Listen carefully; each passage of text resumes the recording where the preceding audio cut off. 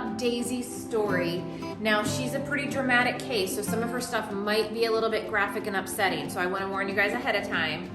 On March 8th, our humane agents got a call about an abandoned dog. We're told that Daisy's owner had gone to jail and he had abandoned the dog.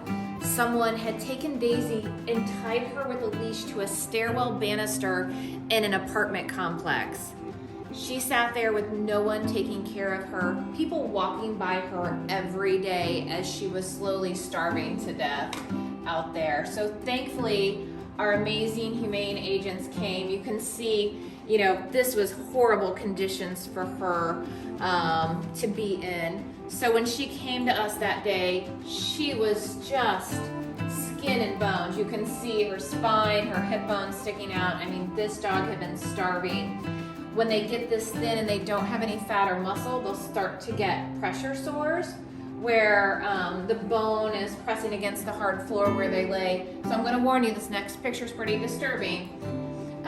So she's thin. So back here on her hip bone, she had a very deep pressure sore, also called a bed sore, that was so deep and infected. This had to be so painful for her, and she was, again, tied to that banister, so she couldn't do anything but sit there on this horrible wound.